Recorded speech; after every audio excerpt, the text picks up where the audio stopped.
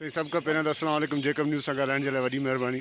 साईं तव्हां छा चवणु चाहींदो तव्हांजी पंहिंजी पार्टी जे जेका 11 मेंबरनि जे तरफ़ां तव्हांजे ख़िलाफ़ अदम एतमाद जी तहरीक जमा कराई वई आहे, तव्हां कीअं उनखे फेस कंदो? बिस्मिल्लाहिर्रहमानिर्रहीम जी महिरबानी। इन सिलसिले में इहो ॿुधाइणु चाहींदुसि कि इहे तरीक़ेकार जीअं शुरूअ खां हलियो आयो आहे, इन में कुझु अहिड़ा डिफरेंसिस आहिनि जेके उन ग्रुप में बि जेके असांजा दोस्त संगत आहिनि, इन कॾहिं इहो कोन सोचियो हो कि शायदि ये जेके संगत तहरीक एतमाद जे हवाले से इन एतिरो अॻियां न ईंदा कि इहो सूरत हाल अची वञे। त असांजी पूरी कोशिशि आहे कि इंशाल्लाह ये जेके मेंबर जेके अॼु बि उन साइड मां आहिनि, इन मां इलाही माण्हू अहिड़ा आहिनि जेके इंशाल्लाह वरी कोशिशि कंदा कि इन सिलसिले ख़तमु कनि और कम से कम वरी पंहिंजे पार्टीअ जे प्लेटफॉर्म ते अचनि और हिकिड़े फ़ैसिले में हलनि।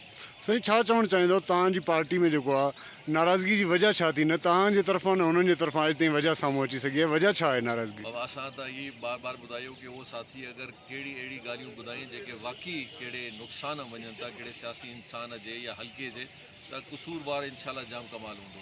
लेकिन अगरि इलाइक़े में कम बि आहे, रोज़गार बि आहे, कम बि सही सुठा था थियनि, पहिरीं दफ़े इहे सभु मेंबर चवनि था कि जी असां पंहिंजी ज़िंदगी में एतिरा कम पंहिंजे हल्के में न ॾिठा जेके हेठि थियनि था। वरी बि अगरि नाराज़गी आहे त उनजी अगरि सिर्फ़ु मिसाल इहे तॾहिं भाई असांजी मुलाक़ात न आहे। अल्हम्दुलिल्लाह ये सब पार्लियामेंटेरियन डेली मां मुलाक़ात था कनि और अजीब ॻाल्हि इहा आहे कि माशाल्लाह जेके नाराज़ थियनि सभिनी खां ज़्यादा मां वटि अचणु वञणु इन जो थियो ते पहिरीं बि, त इन सिलसिले में मां संजीदगी मूं कोन ॾिठी। बसि हिकिड़ो सिलसिलो हो, इंशाल्लाह अल्लाह ख़ैर कंदो। वॾी महिरबानी।